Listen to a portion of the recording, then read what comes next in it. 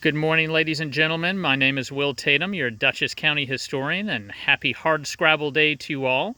I am here with Jeff Urbin, education specialist at the FDR Library and Museum, to discuss the Roosevelts and local community.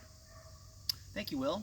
I'm here in a little park in Tivoli, New York, part of the town of Red Hook, and I'm at the Eleanor Roosevelt Park. This is a little pocket park on a beautiful piece of land here. You've got the lovely trees in the background, the nice monument here in the middle, some benches here. It's a beautiful, reflective place. And I really love this quote that's here. This is a quote from Eleanor Roosevelt in 1958, and it says, "Where, after all, do universal rights begin? In small places close to home. Unless these rights have meaning there, they have little meaning anywhere. Without concerted citizen action to uphold them close to home, we shall look in vain for progress into larger world." Now, if you look here, it's got these three dots. That indicates that part of the quote has been left out. And the part of the quote that was left out is, she said, "Where, after all, do universal rights begin? In small places close to home. Places so small that they can't be seen on a map." And that is our homes, our schools, our places of worship, our government agencies, our local communities, and those agencies as well. Mrs. Roosevelt understood the importance of community. And though she traveled all across the world, as Harry Truman called her, First Lady of the world, Mrs. Roosevelt always considered Dutchess County, and especially northern Dutchess County, as her home. Yes, she had an apartment in New York City, but she came up here and spent a great deal of her year up here every single year.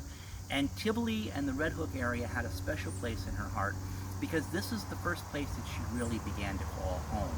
After her parents had passed away, by the time she was 10 years old, she was an orphan, and she went from Roosevelt family to Roosevelt family member, finally landing up here with Grandma Hall in Tivoli. And it was there that she began to get a stable home life for the first time in her life. So Tivoli, Red Hook, northern Dutchess County, this was home for Eleanor Roosevelt. And she always took a piece of this with her everywhere that she went.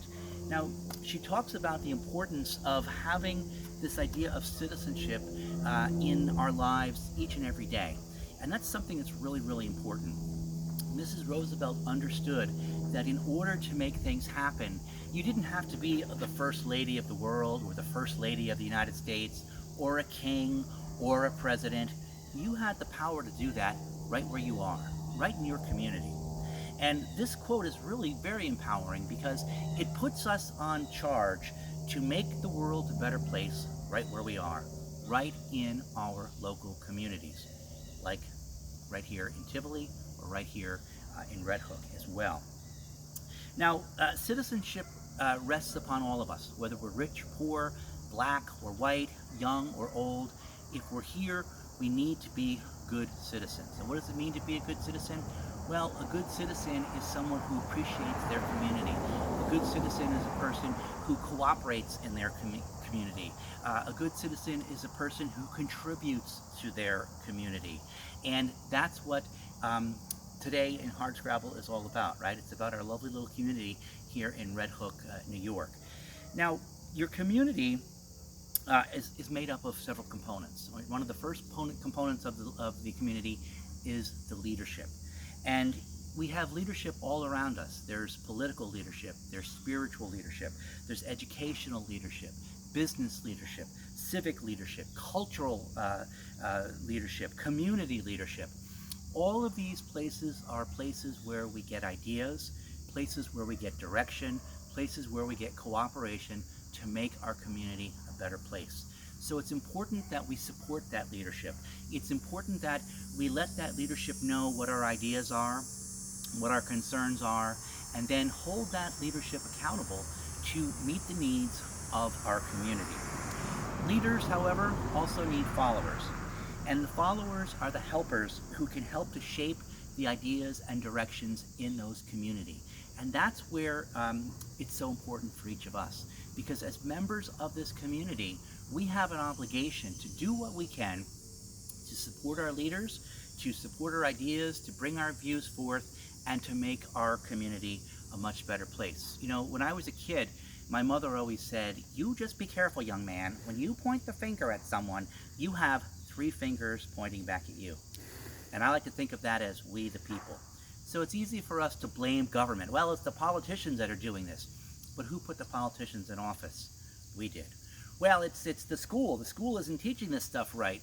Well, who is the school? Well, the school is our teachers, the administration, the students, and the parents. It's all of us.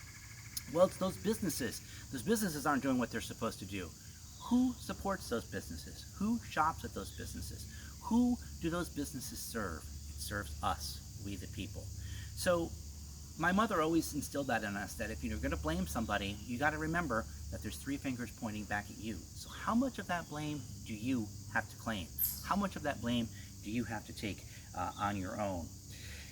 The leaders also need critics, right? The opposition voice is very, very important.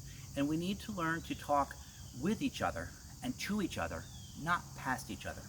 Just because we have different ideas in a community doesn't put us necessarily at odds. What the difference in those ideas will do is it will bring about the best solution. President Roosevelt had a little trick that he would use. He would often set people to a task, and he would set a large group of people to a task. So he might set 5 or 6 people to work on something, and then another 5 or 6 people to work on the same exact thing, but not let either group know that the other one existed. Each would go out, find a way to solve the problem, or to figure out what the president had asked them to do, and then they would come back to the president with suggestions and solutions. Then they would discover, oh my God, there was another group working on this, and from that, conflict would occur. But from that conflict, the best solutions rose to the top.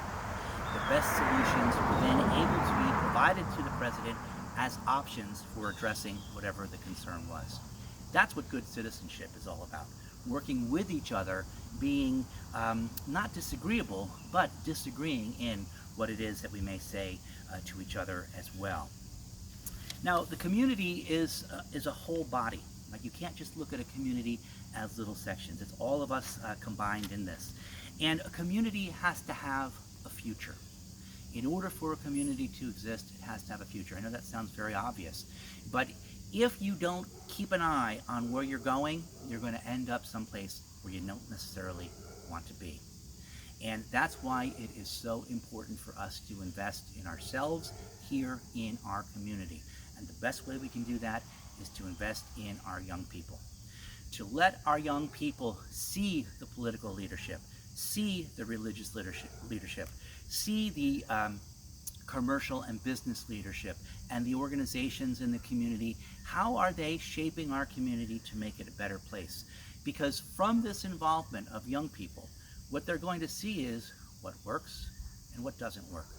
They're going to see how things happen and how things don't happen. And they're going to see who's impacted by what occurs and who's left out from those impacts of what occurs. These are important life lessons. Every young person in our community is going to end up as one of two things. They're either going to end up as an ambassador to the world about what it means to grow up here in Red Hook, or they're going to end up as citizens here in Red Hook. And either way that they do that, we need to give them the best opportunities, the best head start on becoming that better citizen, becoming who they need to be in order to interact in a community, whether they're the leaders, whether they're the followers, whether they're the critics. And that's what the Roosevelts totally understood. Now, what does it mean to have this stuff happen? What do you have to have for this? Well, it means there has to be teamwork. Right? There has to be people that come together, that work together. Sometimes they'll work at odds against each other, believing that perhaps their ideas are better than the others. But again, work it out to have a consensus. It's not about winning, it's about all of us winning. It's about all of us making the place that we live a better place. So it's about teamwork. It's about cooperation. It's about making a commitment. Right? A commitment is different than a contribution. And my grandmother always used to tell me that if you look at your breakfast plate, okay, the chicken when you look at your eggs and your bacon, the chicken has made a contribution. The pig has made a commitment. Keep that in mind. We also need to be thoughtful and considerate of others. Okay, this is the idea that we are all a community, right? We all live together. This is all of our place here, our home. And again, this idea of we can disagree, but we have to think, how is what I'm doing going to impact the other person? That's one of the things I think we're missing, not necessarily here just in Red Hook, but in the country as a whole. You know, this idea of looking for other people. The Roosevelts understood sacrifice, and they understood community sacrifice, and they asked us all for that. And we responded as Americans in the 1930s and the 1940s. Sometimes I think maybe we get caught up a little bit in what's in it for me, as opposed to what's in it for all of us. Also, being a good citizen means being a kind, good, gracious winner. Right? When things go your way, that's great, and you have a right to be proud after all the hard work that you put in for that. But you also have to understand that by you winning, and I mean winning in a broad sense, like let's say your idea wins out over the others, means that somebody else's idea didn't quite get put there. And at some point in time, you're going to be on the other end of that. So be a good, kind, and gracious winner. Also, be a good, kind, and gracious loser. If your idea doesn't float to the top, don't take your ball and go home. Find ways that you can then work with the winning idea to make it work and to make it better for everybody that's involved there as well. There also needs to be a willingness to speak up, a willingness to reach out, and a willingness to lend a hand. And that's one of the things I love about Hardscrabble Day, because Hardscrabble Day illustrates all three of those points. People reaching out, people speaking up, people stepping up, and people lending a hand. So as our community celebrates Hardscrabble, let's... Oh, we got a tree flying over. I'll give you a little story about that. Mrs. Roosevelt was at Camp Ramapo one time in 1943, and she was watching an outdoor play that was being put on by the students there. And a plane flew over, and she wrote about it in her My Day column, saying what a joy it was to live in a place that a plane could fly over and you didn't have to worry about it dropping a bomb on you, as so many places in the world did during the 1940s during the war. But we're celebrating Hardscrabble today. Hardscrabble, by definition, means hard work. It means tough times. It means making things happen even though the conditions aren't perfect. And we need to keep that in mind as we celebrate Hardscrabble Day, that there are challenges in our community, there are challenges in our country, there are challenges in our schools, in our businesses, in our local governments, in all these places. But it doesn't mean you throw the baby out with the bathwater. What it means is we find ways to work together, we find ways to build those ambassadors from Red Hook to the rest of the world, or the future wonderful little citizens here in Red Hook, New York. It's important that we all do our part. Mrs. Roosevelt also had a quote, it's not here, but it's one of my favorite Eleanor Roosevelt quotes, and it is that you don't have to become a hero overnight. And what that does is it gives us permission to fail. So if you go out and you tried something and it doesn't work, it doesn't mean it failed, it simply means it didn't work. So try again, adjust it, tweak it, fix it, find somebody else to cooperate with, get a new fresh perspective or idea on that, and constantly build toward a better place. It isn't necessarily going to happen today or tomorrow, but if we stay at it, if we work at it, we'll get there. So have a happy Hardscrabble Day. It's a beautiful Hardscrabble Day, even if it happens to be Hardscrabble 2020 pandemic rendition, we're still making it happen. So I'll see you around the streets of Red Hook, and I'll be happy to say hello. All right. We do have time for a few quick questions, Sure. and one that has been submitted is, you've told some great stories about Eleanor today. Can you think of other stories or situations in which the Roosevelts provided examples of what it really means to be part of that local community, to make those contributions that you were talking about to advance the whole? Sure, I think probably the best example of that are the New Deal programs, particularly things like the CCC, the WPA, the Tennessee Valley Authority. All of those little programs were set up to help communities. And although the big administration happened in Washington, where the president came up with the ideas, all the day-to-day administration took place locally. And President Roosevelt wanted that to happen because he knows, or he knew, and we all know, you ever notice how in a community there's always that one family that gets everything done, or those 2 or 3 families that you go to get things to happen? Well, Roosevelt understood that that was what it was like here in Dutchess County, and that was what it was like all across the country.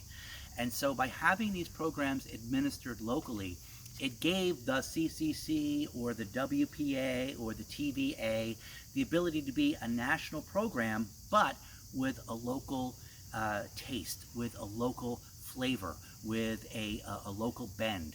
And so he knew that one size wasn't going to fit all, and he allowed these programs to be administered locally because the local folks knew how to get stuff done in their community.